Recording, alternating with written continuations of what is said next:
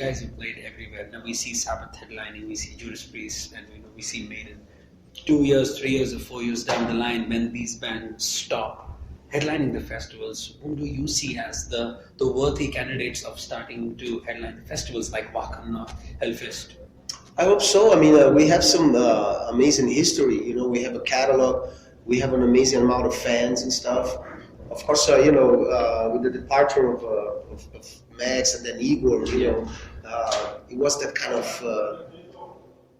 idiotic fight about concepts and what is what and stuff, and that gets in the way a little bit of everything. I think now it's I mean the kind of a cloudy bullshit is going away. Okay. And people are really focusing on what we're doing, basically. The music and what we are talking about and the way we're doing the shows and stuff. And I think it's very positive right now, So hopefully we'll have the position to do something bigger next year. Do you see any other big band trying to get into the headline mode now? I don't know. I think Trivium, they did the headline of Bloodstock. They are from England and stuff. So it was great to see, that happening. I don't know, man. It's like Hatebreed, already did some headliners in Europe and stuff. In Germany, exactly. Nightwish is it's big. Great, it's amazing. So there's a few bands like hopefully Fear Factory, with the new album and stuff. They have a history as well, they could really provide a really interesting headline show in a big festival, So a few choices there, hopefully they'll happen. That's wonderful. You've been asked all these questions about the Max and the Sepultura and all the previous stuff, which is something which you guys have already crossed, and you've got into a territory where you're focusing about the future.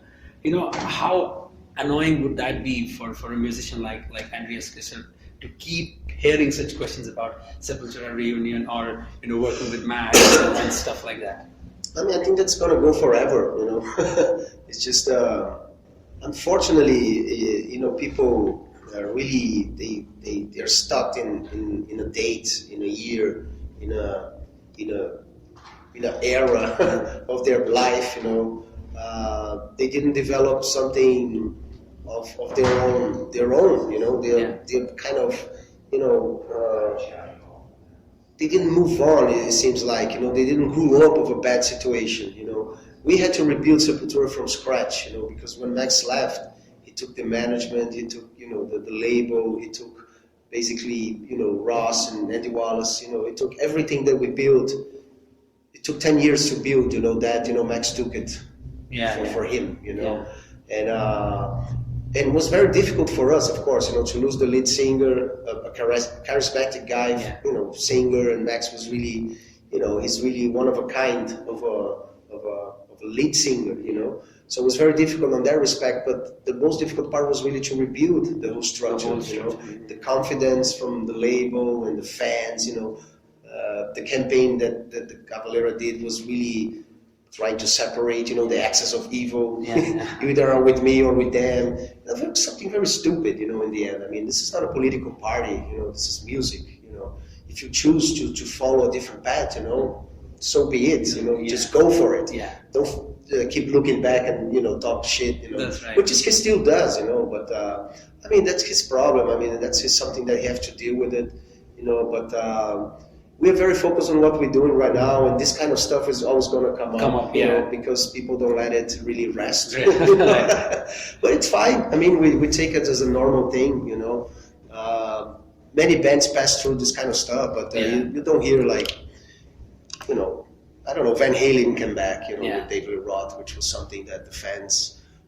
Even the original Guns N' Roses lineup, the reunion is in the tour that they'll be doing a world tour. I don't know whether that's true. Dave Ellison came back to Megadeth, after a while too. It's also, I mean, it's something that it's every case is a different case. Although it's rock and roll, it's music, it's very common. Imagine how many, not imagine, but pay attention to how many bands that the family Black Sabbath and Deep Purple made, It's like Whitesnake and whatever, Rainbow and Dio and all. It's like, great musicians that came up with all of those agreements and fighting and stuff, So really good stuff came out out of this bad, let's say, situations. Some new music came in for them. Amazing music, you know, great. You know, I thank them all the time for fighting. That's amazing. Where do you envision Sepultura's focus on the next album? I mean, in terms of, do you guys want to think of continuing from where the mediator was, or do you want to look back at the past and try to, you know? No, our career is going to always be there, you know, not only the thrash part or more of the death metal, but also the kind of percussion and the Brazilian kind of vibe that we have. You always try to keep a free approach, you know.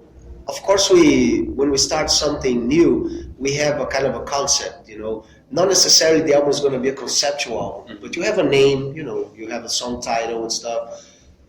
Having that, you already have a type of a concept, you know, to write and stuff, you know. So that helps, you know, to create musical ideas and sounds, you know, that will represent, you know, the lyrics and that kind of stuff, you know.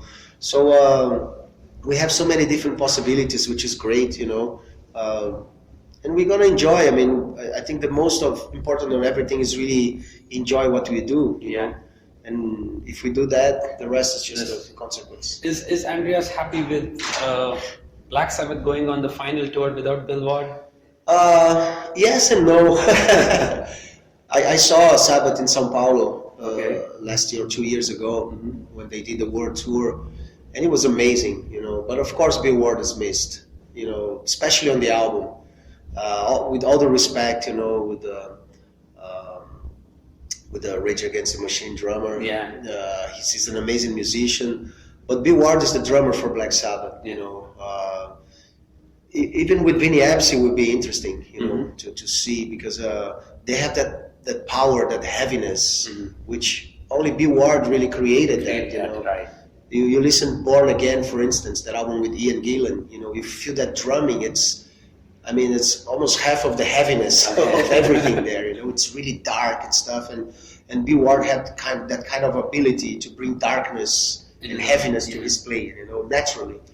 But unfortunately, I mean, you know, we all know he have health problems and stuff, and besides all the, you know, political contracts and stuff, I mean, it seems that he's not going to be able really to reproduce, you know, the sound that the Black Sabbath needed, you know.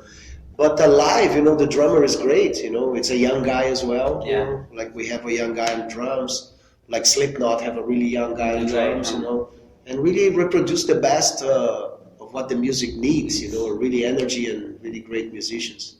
That's it. Thanks, Andreas. All right, thank you. It's an honor having a chat with you. Thank you very much. I look forward to see you guys today and next enjoy. Sunday. All right, it's maximum Sunday for me. So thank you once again for spending some time.